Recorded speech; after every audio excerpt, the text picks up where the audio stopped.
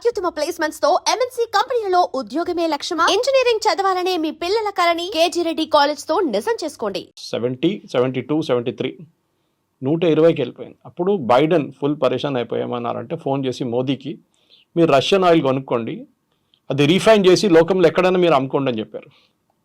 So మన దగ్గర ఉన్న ప్రైవేట్ కంపెనీస్ కానీ, అది రిలయన్స్ ఉండొచ్చు, నయారా ఉండొచ్చు, అది కాకుండా మన పబ్లిక్ సెక్టర్ యూనిట్స్ ఉండొచ్చు, IOCL, HPCL, వీళ్ళు ఏం చేశారంటే మొత్తం రష్యా నుంచి $40 కొనుక్కున్నారు oil, crude oil.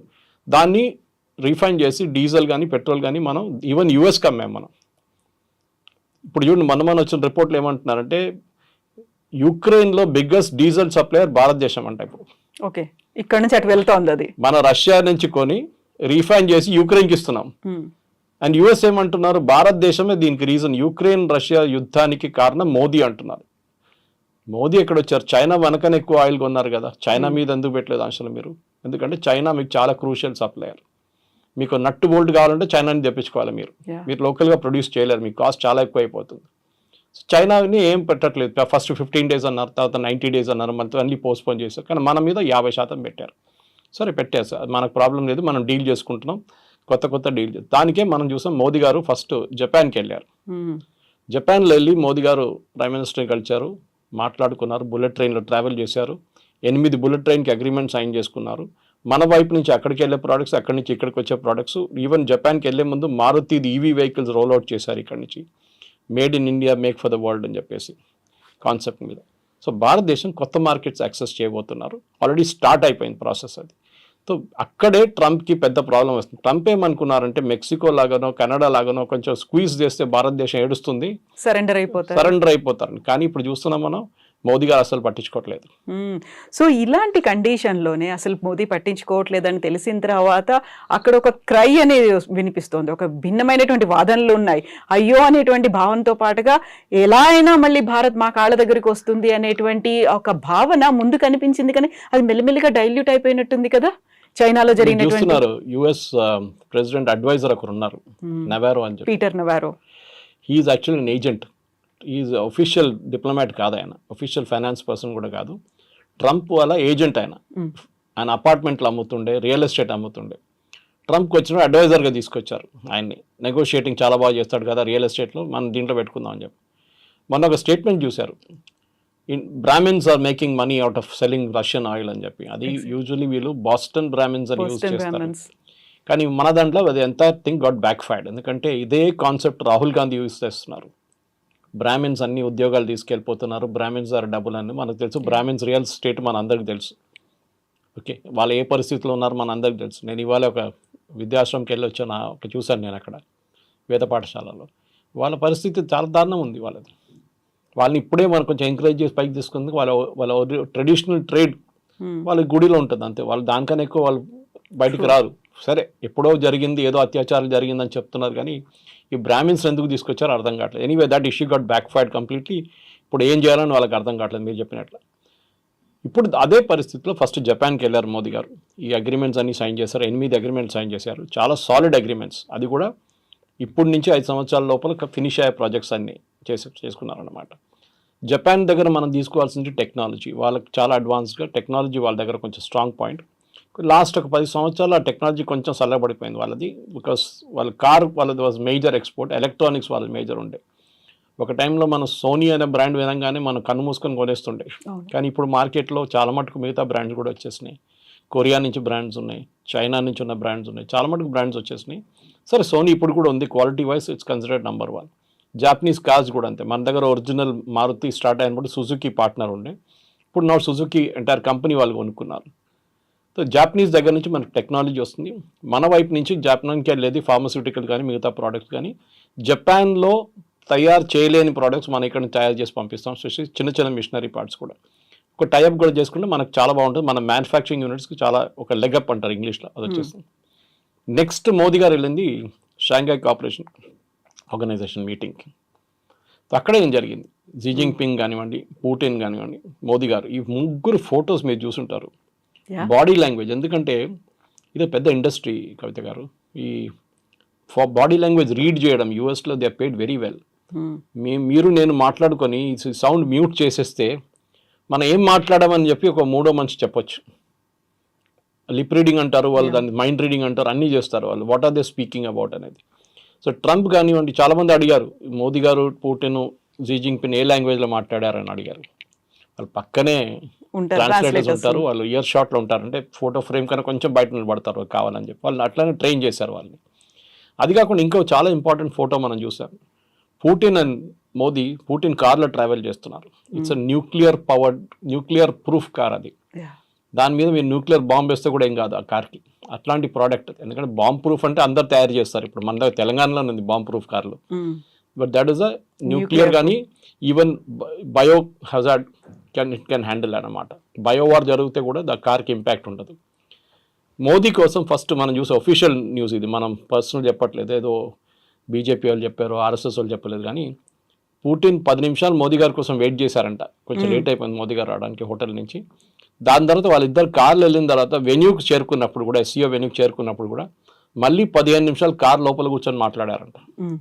Of course translators ఉంటారు కార్లో, వాళ్ళకని కాన్ఫిడెన్షియల్ ఉంటుంది, భయం మాట్లాడే మనకేం తెలియదు.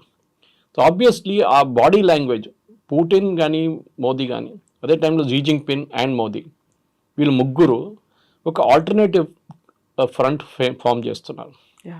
యుఎస్ చేస్తున్న బ్లాక్మెయిల్ వాళ్ళిద్దరు కూడా ఇంపాక్ట్ అయింది. రష్యాకి ఇంపాక్ట్ అయింది ఎప్పటి నుంచో, చైనాకు కూడా ఇంపాక్ట్ అవుతుంది ఇప్పుడు. సో ఒక ట్రంప్ని ఒక లెసన్ నేర్పియాలని చెప్పి వీళ్ళు డిసైడ్ చేసుకున్నారు. దాంట్లో 2-3 రూట్స్లో చేయొచ్చు.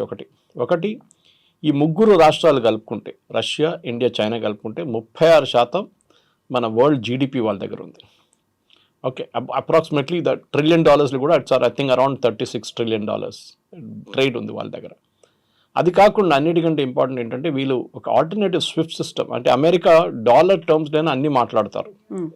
మీకు గుర్తుంది కవిత గారు, ఇది బ్రిక్స్ వచ్చినప్పుడు లాస్ట్ ఒక 6 నెలల ముందు ట్రంప్ వచ్చినప్పుడే ఇమ్మీడియట్గా ట్రంప్ థ్రెటన్ చేశారు సౌత్ ఆఫ్రికాని, బ్రెజిల్ని, మీరు ఆల్టర్నేట్ కరెన్సీ తీసుకొస్తే మీ పని నేను చూసుకుంటానులే అని చెప్పేసి. అవును, ఎందుకంటే భయం ఏంటంటే డాలర్ని రీప్లేస్ చేసేస్తే డాలర్ విలువ పోతుంది మొత్తం కంప్లీట్గా. ఆల్రెడీ చాలా వీక్ అయిపోయింది డాలర్. మనం ఇండియన్ రూపీతో కంపేర్ చేయకూడదు, బికాజ్ ఇండియన్ రూపీ చాలా వీక్ అయింది. కానీ ఆల్ కరెన్సీస్ వీక్ అయిన దాంట్లో అన్నిటికంటే తక్కువ ఇండియన్ రూపీ. మీరు బ్రిటిష్ పౌండ్తో కంపేర్ చేయండి డాలర్ పడిపోయింది యాక్చువల్లీ విలువలో. ఎనీవే, అది మనకు సబ్జెక్ట్ మ్యాటర్ కాదు. కానీ మన ఇక్కడ అంటే ఆల్టర్నేటివ్ పేమెంట్ సిస్టమ్ ఒకటి ఫామ్ చేయాలి. మనం ఇది ఎప్పుడు చూసామంటే, ఫస్ట్ ఇరాన్ మనకి ఆయిల్ మనం కొనుక్కున్నప్పుడు వీళ్ళు ఇరాన్ మీద ఆంక్షలు పెట్టారు. ఎవరు? యుఎస్. వీళ్ళు న్యూక్లియర్ ప్లాంట్లో మిసైల్స్ తయారు చేస్తున్నారు అది ఇది చెప్పి. మనం ఏం చేసాం? రూపీ పేమెంట్ చేసాం ఫస్ట్. తర్వాత ఏం చేసాం? బార్టర్ పేమెంట్ చేసాం. వాళ్ళకి బియ్యం కావాలంటే మనం వాళ్ళకి బియ్యం ఇచ్చాం, వాళ్ళు మనకు ఆయిల్ ఇచ్చారు. దాని తర్వాత యూఎస్ వచ్చి మళ్ళీ స్ట్రిక్ట్ చేశారు, మీరు ఇంకా చేస్తే మిమ్మల్ని అది చేస్తాం అని చెప్తే, సరే మనం అక్కడి నుంచి క్లోజ్గా ఇరాన్ని బంద్ చేసేసాం ఆయిల్ సప్లై. మళ్ళీ రష్యా నుంచి మొదలుపెట్టాం, రష్యా నుంచి కొనుక్కుంటున్నాం. ఇది డాలర్ని ఆపడానికి కూడా మనం చాలా మటుకు సహాయం చేశాం. కానీ ఇప్పుడు we will not help them at all. Dollar free float కానివ్వండి, డాలర్ ఎక్కడ పోతే అది పోనివ్వండి, మనకు ప్రాబ్లం లేదు. ఆయిల్ ప్రైస్ కూడా నేను చెప్పినట్లు బైడెన్ ఏం చెప్పారు ఆ టైంలో, ఆయిల్ ప్రైస్ హోల్డ్ చేయండి, ఇండియా ఇట్లా రీఫైన్ చేసి పంపిస్తే ఆయిల్ ప్రైస్ $70-80 ఉంటుంది, లేకుంటే $200 వెళ్తుండే అని చెప్పి యుఎస్ ఎకానమిస్టే చెప్తున్నారు. భారతదేశం ఇంటర్ఫియర్ కాకపోతే రష్యన్ ఆయిల్తోని world wide crude oil prices $200 వెళ్ళిపోతుంటే మొత్తం వరల్డ్ ఎకానమీ దెబ్బతింటుండే. సో భారతదేశాన్ని అప్రిషియేట్ చేయకుండా ట్రంప్ ఏమో మన మీద ఆంక్షలు విధిస్తున్నారు. మీరు తీసుకొని యుక్రెయిన్ రష్యా వార్లో పెడతారు. రష్యా ఆయిల్ అమ్మితే కూడా చైనాకి అమ్ముతున్నారు కదా, వాళ్ళు డబ్బులు ఇస్తారు కదా. టర్కీ తీసుకుంటున్నారు, టర్కీ నేను చెప్పట్లేదు, ఎందుకంటే మిడిల్ ఈస్ట్లో టర్కీ పనికి వస్తారు. ఇదంతా ట్రంప్ ఆడే గేమ్ అనమాట. దీంట్లో అన్నిటికంటే ఇంపార్టెంట్ కవిత గుర్తుపెట్టుకోవాలి, టఫ్గా ఉన్న నేషన్స్ మనం టఫ్గా యాక్ట్ చేస్తే వాళ్ళు అసలు ఏం చేయరు, భయపడతారు యుఎస్. వీక్ నేషన్స్ని మొత్తం షుగర్ కేన్ జ్యూస్ మన చేస్తాం అట్లా పిండి చేసుకుంటారు వాళ్ళు. మెక్సికోని చూసిన ఇప్పుడు ఏమంటున్నారు, మెక్సికోని ఫస్ట్ ఒక టారిఫ్ అన్నారు, మళ్ళీ నెక్స్ట్ టారిఫ్ అన్నారు. ఇప్పుడు ట్రంప్ నిన్న స్టేట్మెంట్ ఇచ్చారు, ఏంటంటే మనం ఏం కావాలంటే చేసుకుంటే ఏం చేయలేరు మెక్సికో అని చెప్పి. మెక్సికో ఏం చేయలేరంట, మనం ఏం కావాలంటే చేసుకుంటాం మనం, మెక్సికో నేను చెప్పేది వింటారు వాళ్ళని. ఆలోచించండి వాళ్ళ పరిస్థితి, హెల్ప్లెస్ కంప్లీట్లీ. సో ఆ పరిస్థితికి మనం రాకుండా మోదీ గారు టఫ్గా ఉంటున్నారు. కానీ మన దేశంలో ఒకటే పార్టీ ప్రాబ్లం వీళ్ళకందరికీ, కాంగ్రెస్ ఏమో మోదీ గారు ఏం చేస్తే దాన్ని వ్యతిరేకిస్తారు. యూఎస్తో ఫ్రెండ్షిప్ పెట్టుకుంటే యూఎస్ ఫ్రెండ్షిప్ పెట్టుకున్నారంటారు. ఇప్పుడు యూఎస్తో కాకపోతే మళ్ళీ యూఎస్ ఎందుకు మీరు ట్రంప్తో ఎందుకు గొడవ పెట్టుకుంటా అంటారు. చైనాతో ఎందుకు పెట్టుకున్నారు మీరు అంటారు. కాంగ్రెస్కి ఒక కన్ఫ్యూజ్ పాలసీ ఉంది. కానీ మోదీ గారు చాలా డెలిబరేట్గా మన కొత్త మార్కెట్స్ కోసం. అది యూ ఉండొచ్చు, యూకే ఆల్రెడీ మనం FTA సైన్ చేసాం, యూరోపియన్ ట్రేడ్ బ్లాక్ సైన్ చేసేసాం మొన్న. ఇదన్నీ చూస్తే మన డాలర్ని ఈజీగా టర్న్ చేయొచ్చు. ఒక ఎగ్జాంపుల్ ఇస్తాను మీకు. కీటెక్స్ అని చెప్పి మన దగ్గర #1 ఇండియా నుంచి వెళ్ళే #1 లిటిల్ స్టార్ బ్రాండ్ యూఎస్లో టార్గెట్ అండ్ అక్కడున్న మేజర్ రీటైలర్స్లో అమ్ముతారన్నమాట వాళ్ళు. ఆ కంపెనీ మొన్న స్టేట్మెంట్ ఏమి ఇచ్చారంటే, మేము యూఎస్కి ఇప్పుడు మా ఎక్స్పోర్ట్ వెళ్ళట్లేదు, చాలా ఎక్కువ రేట్ ఎక్కువైపోయింది, వాల్మార్ట్ వాళ్ళు తీసుకుంటలేరు ఇప్పుడు అని. మేమేం చేస్తున్నాం అని ఇండియాలోనే మేము 1000 షాపులు ఓపెన్ చేయబోతున్నాం అని చెప్పారు. So Sabu Jacob whose MD of the company, మన వరంగల్ పెద్ద ఫ్యాక్టరీ పెట్టారు. మేము అదే టర్న్ ఓవర్ మేము ఇండియాలో ఈ 1000 స్టోర్లతో తెచ్చుకుంటాం. మాకు మార్జిన్స్ ఎక్కువ ఉంది మాకు ఇక్కడ. అక్కడేమో చాలా వేఫర్ థిన్ మార్జిన్లు ఆపరేట్ చేస్తున్నాం మేము. టార్గెట్ కానీ వాల్మార్ట్ ఎక్కువ డబ్బులు ఇయ్యారు, వాల్యూమ్ గేమ్ ఆడతారు వాళ్ళు. సో ఇప్పుడు ఇండియాలో స్టార్ట్ చేస్తే ఇండియన్ మార్కెట్ 140 కోట్ల మంది ఉన్నారు. We can sell the same product good price here in India అంటున్నారు వాళ్ళు. సో మన ఎకనామిక్ టైమ్స్లో కూడా ఒక ఆర్టికల్ వచ్చింది దాని గురించి. సో ఓవరాల్గా ఇప్పుడు ఏమైపోతుందో డొమెస్టిక్ మార్కెట్ మీద కూడా చాలా కాన్సన్ట్రేట్ చేస్తున్నారు మోదీ గవర్నమెంట్. దానికోసం GST రేషనలైజేషన్ వస్తుంది. ఇప్పుడు GST రేషనలైజేషన్ చాలా ప్రోడక్ట్ 0కి వెళ్ళిపోతుంది, లేకుంటే 5 లేకుంటే 18, ఈ 3 బ్యాండ్లో ఉండిపోతుంది అనమాట. సో డొమెస్టిక్ కన్జంప్షన్ కూడా పెంచితే మనం డెఫినెట్గా ఇంకా కొత్త మార్కెట్లు, చైనా ఉండొచ్చు, రష్యా ఉండొచ్చు, యూరోప్ ఉండొచ్చు. సో ట్రంప్ని పక్కన పెట్టి ఇప్పుడు చూసిన మీరు చెప్పినట్ల సడన్గా ఇప్పుడు ఏం చెప్పట్లేదు వాళ్ళు అనుకున్నారు మనం ఇండియాను కొంచెం థ్రెటన్ చేస్తే ఇండియా పడిపోతారు, 100% పెడదాం రేపు అన్నారు. పెట్టండి, 100 ఎవరు కొంటారు? మీరు ఫార్మాస్యూటికల్స్ మీద ఎందుకు పెట్టట్లేదు? అవసరం ఉంది కాబట్టి. ఫార్మా ఎవరు అమ్మలేరు, మనం ఇచ్చిన రేట్కి ఇంకెవరు అమ్మలేరు యూఎస్కి. ఫార్మా మీద పెట్టట్లేదు. IT ఎందుకు పెట్టట్లేదు? IT మీరు యూఎస్లో ఇన్వెస్ట్ చేయాలన్నారు. నేను ఎగ్జాంపుల్ ఇస్తాను. మన CNNలో ఒక స్టోరీ వచ్చింది.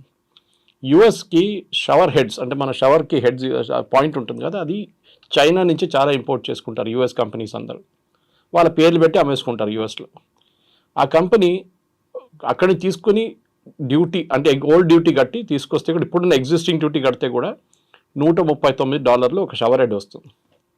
మన దగ్గర అంత రాదు. మన దగ్గర $2,000 పడేస్తే మంచి షవర్ హెడ్స్ వస్తాయి. 2,000 కూడా అక్కర్లేదు, $1,000 కూడా వచ్చేస్తుంది. ఎనీవే, అది యూఎస్ కాస్ట్ ఆఫ్ లివింగ్. అదే ప్రోడక్ట్ మీరు యూఎస్లో తయారు చేయాలంటే $259 అవుతుంది. సో ఈ కంపెనీ ఏం చేశారంటే, ఒక సర్వే లాగా వాళ్ళు కస్టమర్స్ 25,000 కస్టమర్స్ ఉన్నారు వాళ్ళకు, రెగ్యులర్ కస్టమర్, వాళ్ళకు మెయిల్ పంపించారు. ఈ 2 ఆప్షన్స్ ఉందండి, చైనాని తెచ్చుకుంటే 139, ఇక్కడంటే 259, మీరు ఏం తీసుకుంటారు అని అడిగారు. ఒక్కరు కూడా యూఎస్ అని చెప్పట్లేదు, అందరూ చైనీస్ తీసుకుంటామేమంటారు. US is out priced itself, ఎందుకంటే వాళ్ళ వేజ్ చాలా ఎక్కువ అయిపోయింది. అది వాళ్ళకు ఒక టైంలో అడ్వాంటేజ్ ఉండే, ఇప్పుడు డిసడ్వాంటేజ్గా మారింది. ఆ వేజెస్లో ఐఫోన్ కొనుక్కుంటారు, ఐప్యాడ్లు కొనుక్కుంటారు అనుకున్నారు, కానీ ఇప్పుడు బేసిక్ లివింగ్, డైలీ ఎక్స్పెన్సెస్, మీరు వెళ్ళారు మన యూఎస్, మీకు తెలుసు, డైలీ ఎక్స్పెన్సెస్ కోసం వాళ్ళు చూసుకుంటున్నారు. వాళ్ళు they are looking at how to survive. ఆ సర్వైవల్లో మీకు ఐప్యాడ్లు కొనడం, ఐఫోన్లు కొనడం కాదు. ఓకే, మీరు ఎట్లా బతుకుతారో మీరు అది చూస్తున్నారు ఫస్ట్ అన్నమాట. అది చాలా ఇంపార్టెంట్. సో ఆ పరిస్థితికి వచ్చినప్పుడు ట్రంప్ ఇప్పుడు ఏం చేయబోతున్నా చూడాలి. ఎందుకంటే నెక్స్ట్ 6 months యూఎస్ ఎకానమీ ఒక టైల్ స్పిన్లో వెళ్ళిపోతుంది కంప్లీట్గా. అసలు ఏం చేయలేకపోతారు యూఎస్ ఎకానమీ. ఎందుకంటే ఒకసారి రెసెషన్ వచ్చింది అనుకోండి, రెసెషన్ వస్తే అంతే సంగతి. ఇన్ఫ్లేషన్ వస్తే ఇంకా ఘోరం అయిపోతుంది.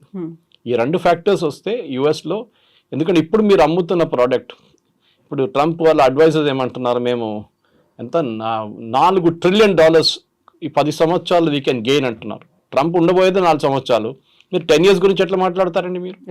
ఇంకో గవర్నమెంట్ వస్తారు, ఇంకో పార్టీ రావచ్చు, ఇంకేమైనా కావచ్చు, రేపు వీళ్ళ ప్రెసిడెంట్ వస్తే తీసేస్తాడు డ్యూటీలన్నీ. 4 trillion ఎవరు కడతారు? వాళ్ళ కంపెనీలు కడుతున్నారు. ఇండియా నుంచి మనం ఒక టీషర్ట్ పంపిస్తున్నప్పుడు $50 అనుకోండి, $50 మీద 50% పెడితే $75 అయిపోతుంది. $75 ఎవరు కడుతున్నారు? ఎక్స్ట్రా $25 కట్టేది అమెరికన్ కన్జ్యూమర్. కంపెనీ కడుతున్నారు, కంపెనీ అమ్మేటప్పుడు మళ్ళీ ఆ డబ్బులు సంపాదించుకుంటారు వాళ్ళు. సో ద ఫైనల్ లాస్ జరిగేది అమెరికన్ కన్జ్యూమర్ మీద. అది ఇప్పుడు కాదు, ఒక 2 నెలల్లో ఇప్పుడు తెలిసిపోయింది ఆల్రెడీ. ఇక్కడి నుంచి ఇంకా ముందుకు వెళ్తూ కంప్లీట్గా ఒక యూఎస్కి అక్కడున్న కన్జ్యూమర్కి ఇన్ఫ్లేషన్ మినిమం ఒక double-digit ఫిగర్లో వచ్చేస్తుంది. సో మనం ఇప్పుడు ఒక సేఫ్ గేమ్లో ఉన్నాము, మన స్ట్రాటజీ కూడా is going to work out. See అది ఎట్లా అంటే మెచ్యూర్ అప్రోచ్ ఉండాలి. ఇప్పుడు మనం మెచ్యూర్ అప్రోచ్ అంటే ప్యానిక్ చేయకూడదు. మనం చూసాం ఈ 50% పెట్టగానే ఉద్యానాలు బంద్ అయిపోయింది, తిరుపూర్ బంద్ అయిపోయింది, సూరత్ బంద్ అయిపోయింది, కంపెనీలన్నీ మూసేస్తున్నారు, కాన్పూర్లో మూసేస్తున్నారు అన్నది కాదు. ముందు యుఎస్ మార్కెట్ ముందు మనకు మార్కెట్లు ఉండే కదా. మీరు యుఎస్కి ఎందుకు వెళ్ళారు?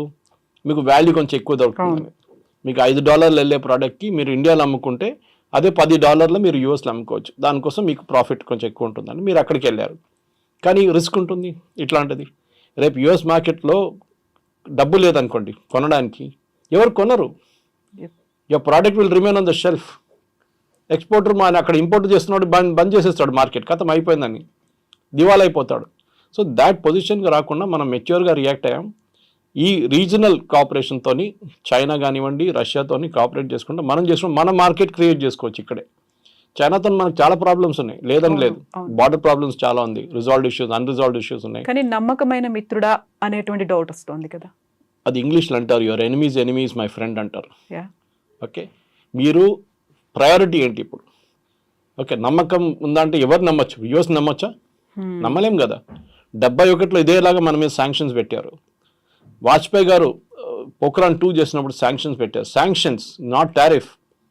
శాంక్షన్స్ అంటే మీరు కొనలేరు, అమ్మలేరు, ఆంక్షలు కంప్లీట్గా. ఆలోచించండి, థమ్స్ అప్ ఎట్లా వచ్చింది పైకి? ఆ స్టోరీ ఇంకోటి ఇది. దట్ ఈస్ బికాజ్ కోకోకోలాని జార్జ్ ఫెర్నాండెస్ భారత్ చేసిన తరిమి కొడితే థమ్స్ అప్ పైకి వచ్చింది ఆ టైంలో. మన డొమెస్టిక్ ప్రొడక్ట్స్ ఎన్ని క్రియేట్ చేసాం మనం అట్లాంటిది. ఇప్పుడు యుఎస్ ప్రొడక్ట్స్ ఎన్ని వాడుతున్నాం మనం? రెస్టారెంట్ పాసిబ్లీ మెక్డానల్డ్స్ కానివ్వండి, KFC కానివ్వండి, పెప్సీ కానివ్వండి, కోక్ అనొచ్చు. మిగతా ఏం కొంటున్నాం మనం US products? We don't have any major share. Nike shoes అని చెప్పొచ్చు. Okay, they are all made in India. ఇప్పుడు రాయల్టీ చేస్తున్నారేమో, అది ఇంకో మాట. అది కానీ the main point right now, భారతదేశానికి కొత్త మార్కెట్స్ ఓపెన్ అయి చేస్తున్నారు. మోదీ గారు టిపికల్ సేల్స్మెన్ లాగా తిరుగుతున్నారు. అదే ప్రధానమంత్రి పని, ప్రెసిడెంట్ పని అదే. ఏ దేశమైనా చూడండి, మ్యాక్రాన్ ఇండియాకి వచ్చినప్పుడు ఫస్ట్ వాళ్ళ ఎయిర్క్రాఫ్ట్ అమ్మడానికి ట్రై చేస్తారు. ట్రంప్ ఇక్కడ వెళ్ళితే వాళ్ళ ప్రోడక్ట్స్ అమ్మడానికి ట్రై చేస్తారు. జాపనీస్ ప్రైమ్ మినిస్టర్ అయినప్పుడు వాళ్ళ కార్లు, వాళ్ళ ఎలక్ట్రానిక్ ప్రోడక్ట్స్ మార్కెట్ చూసుకుంటారు. That is the job. ఇప్పుడున్న ప్రధానమంత్రి కానీ ప్రెసిడెంట్స్ కానీ అంటే యాక్చువల్ రోల్లో ఉన్న వాళ్ళు, నాట్ ద సెరమోనియల్ రోల్. మన దగ్గర president is a ceremonial role, కానీ prime minister is an active role. వాళ్ళ పని ఇది. వాళ్ళ దేశంలో తయారు చేసిన ప్రోడక్ట్స్ని ఇంకో మార్కెట్లో అమ్మడానికి ప్రధానమంత్రి ఈజ్ ద బెస్ట్ సేల్స్మెన్.